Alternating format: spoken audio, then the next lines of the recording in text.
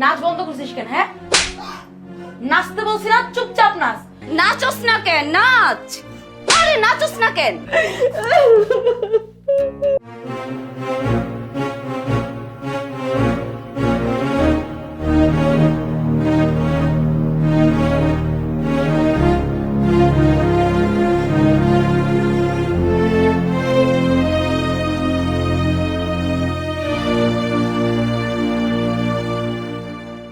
এই, নাচ বন্ধ করছিস কেন? হ্যাঁ, নাচতে বলছি না, চুপচাপ নাচ।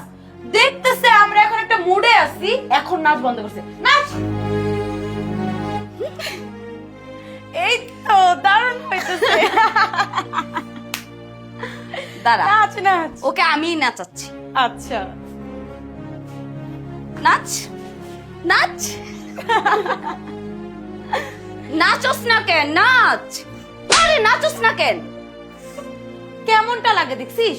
আমরা এখন একটা মুডে আছি আর এই মুহূর্তে নাচটা বন্ধ করে দিছে। বৌমা, আমি তো নাচতে পারি না।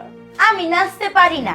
এই বাড়িতে থাকতে হলে না তোর নাচতে জানতে হবে, গাইতে জানতে হবে, সব সময় আমাদেরকে ফিলিংসে রাখতে হবে।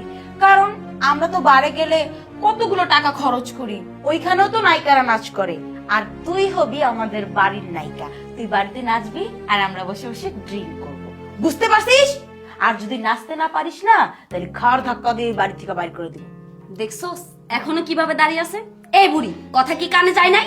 নাচতে বলতেছে, এতক্ষণ নাচতেছস না কেন? আমরা পুরো ফিলে আছি, মুডে আছি, আর তুই আমাদের মুডটাই নষ্ট করে দিতেছস। ইচ্ছে করতেছে একদম। নাচতেছে। এদিকে এসে নাচ। আয় বলতেছি।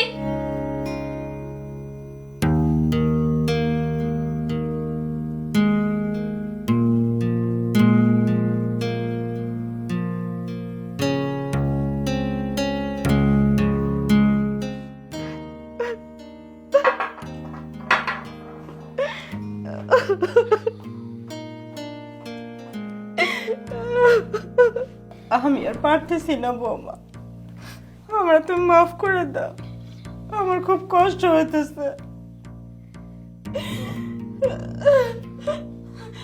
সোহেল, তুই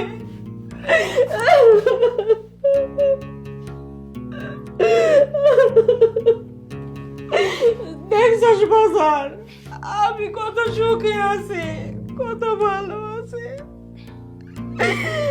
আমার দিন ভর ওরা কাটায়, আর ওরা যখন মদ খায় তখন আমার দিয়ে নাচায়।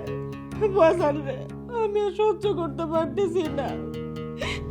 এই 3টা বছর আমার উপর দিয়ে কত ঝড় ঝাপটা গেছে। শুনবি বাজার? তাহলে শোন।